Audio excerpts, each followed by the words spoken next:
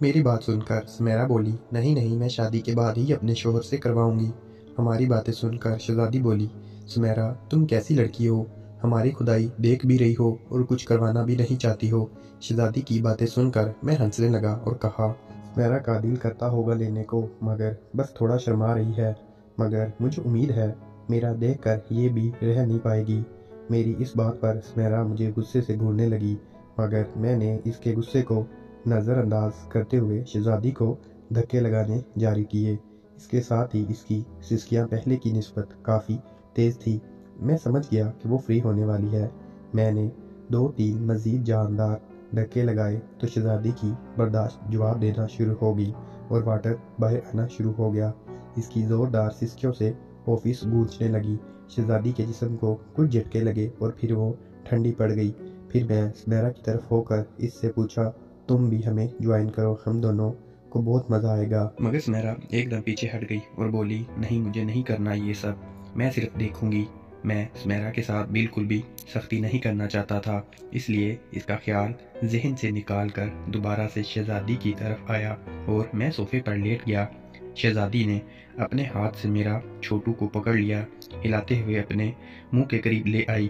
तभी खुद पर काबू ना पाते हुए वाटर उगल दिया, जिसके कुछ कतरे शहजादी के चेहरे पर पड़े। शहजादी ने पास पड़े एक कपड़े से अपना चेहरा साफ किया और उठकर मेरे छोटू की तारीफ की और फिर शहजादी अपने कपड़े उठाकर वॉशरूम चली गई। मैं अभी तक वैसी हालत में था। शहजादी के जाने के बाद मैं सोफे पर ही बैठ गया और सुमेरा से कहा, कैसा लगा फिर? सुमेरा बोली, बहुत मज़ा आया। मैंने कहा, अगर देख कर इतना मज़ा आया तो सोचो जब हम खुद करेंगे तो तब कितना मज़ा आएगा। ये सुनकर मैंने सुमेरा का हाथ पकड़ा और अपनी तरफ खींचा, सोफे पर अपने साथ बिठा लिया। इसने पहले तो उठने की सरसरी सी कोशिश की, मगर फिर वहीं बैठ गई और मेरे छोटू की तरफ देखने लगी और बोली, ये बैठेगा कि नहीं? मैंने कहा, जब तक तुम यहाँ मौजूद हो ये कैसे बैठ सकता है? ये सुनकर सुमेरा हंसने लगी। मैंने सुमेरा को कहा, सुमेरा तुम अपने ये नाजुक कुंवारापन मुझ पे कुर्बान कर दो ना, मेरा दिल बहुत कर रहा है।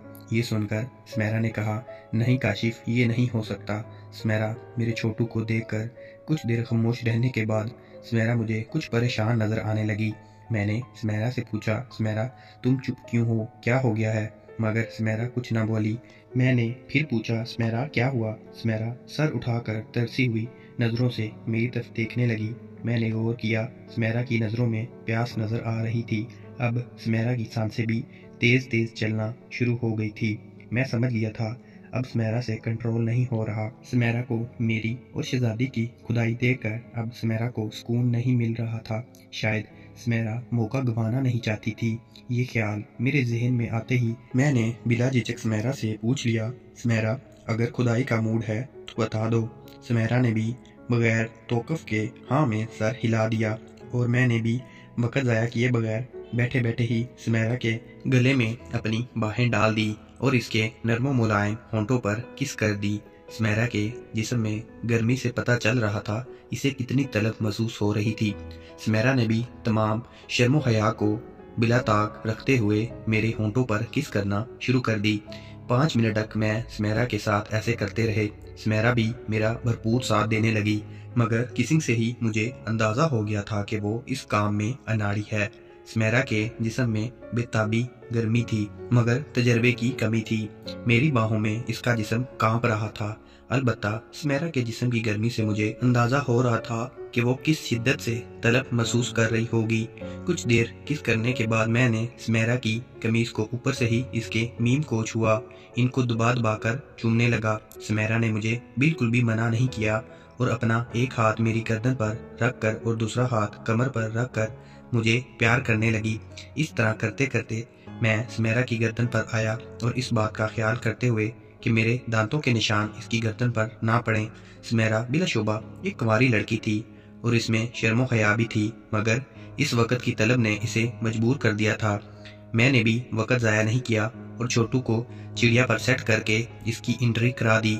जैसे ही एंट्री हुई सुमेरा के जिस्म में कपकपाहट काफ़ी बढ़ गई थी और फिर वो बोली, काशिफ मेरी चिड़िया में कुछ हो रहा है, कोई चीज़ चुभ रही है। मैंने इसकी बात को जवाब देने के बजाय हरकत और भी तेज़ कर दी اور پھر کچھ ہی دیر کے بعد سمیرا کا جسم بری طرح کانپ رہا تھا۔ اس کو زندگی میں پہلی بار پانی نکلنے کا مزہ مل رہا تھا۔ اس دوران میں نے سمیرا سے پوچھا کہ سمیرا تم نے کبھی فنگرنگ کی ہے؟ تو اس نے بتایا تھا کہ اس نے کبھی فنگرنگ نہیں کی۔ ادھر شہزادی نے کہا کاشف ٹائم ضائع مت کرو، بہت لیٹ ہو چکا ہے، جلدی سے سمیرا کو کھو دو۔ سمیرا کا اب بہت برا حال ہو چکا ہے۔ سمیرا شہزادی کی طرف دیکھ کر بولی میڈم جب آپ کی کھدائی ہو رہی تھی میں کیسے چپ کر بیٹھی تھی، اب میری کھدائی ہوگی آپ بھی چپ کر بیٹھنا۔ اس دوران شہزادی کرسی سے اٹھ کر سمیرا کے پاس آ کر بیٹھ گئی۔ شہزادی سمیرا کے قریب ہو کر سمیرا کو کہنے لگی سمیرا تم کنواری ہو، درد برداشت کر لینا اور اپنی چیخوں کو کنٹرول کر لینا اور پھر تمہیں اتنا مزہ آئے گا کہ تم بھی میری طرح روزانہ کاشف کے پاس آیا کرو گی۔ شہزادی کی بات سن کر سمیرا نے مجھ سے کہا حسن پلیز آرام سے کرنا۔ میں نے سمیرا کو حوصلہ دیا اور بتایا کہ شہزادی تو کئی مرتبہ یہ مزہ لے چکی ہے مگر مجھے معلوم ہے کہ میری جان سمیرا معصوم سی لڑکی ہے اور اس کی چڑیا میں بھی ابھی تک چھوٹو تو دور کی بات ہے کسی کی فنگر تک نہیں گئی، اس لیے میں اس کو آرام سے ہی کروں گا اور کوشش کروں گا کہ کم سے کم پریشر ہو۔ اسی دوران میں نے اپنے دائیں ہاتھ کی بڑی فنگر سمیرا میں انٹر کر دی اور انٹری کے بعد جب مجھے سمیرا کی چڑیا میں بھی تھوڑی چکناہٹ محسوس ہونے لگی، میں نے چکناہٹ بڑھنے کا مطلب تھا کہ اب سمیرا کو تھوڑا مزہ آنا شروع ہو گیا تھا اور کچھ ہی دیر کے بعد سمیرا کی درد غائب ہو چکی تھی اور اب مزے سے بھرپور سسکیوں کا سلسلہ جاری تھا۔ یہ دیکھ کر میں نے سپیڈ کم کی تھی، یہ میرے لیے گرین سگنل تھا کہ اب میں کھل کر کھدائی کر سکتا ہوں۔ میں نے پوچھا کیسا لگ رہا ہے؟ سمیرا نے چہرے پر تھوڑی مسکراہٹ لیتے ہوئے کہا بہت مزہ آ رہا ہے لیکن تھوڑی تھوڑی تکلیف بھی ہو رہی ہے۔ میں نے سمیرا کو کہا بس تھوڑی دیر اور ایک مرتبہ تمہاری چڑیا سے نیو واٹر آنے دو، پھر دیکھنا تمہیں اصل مزے کا احساس ہوگا۔ اس طرح کی سٹوریز کے لیے ہمارے چینل کو لائک اور سبسکرائب کر دیں، ساتھ ہی بیل آئیکن کو پریس کر دیں تاکہ آپ کو نیو نوٹیفیکیشن مل سکے۔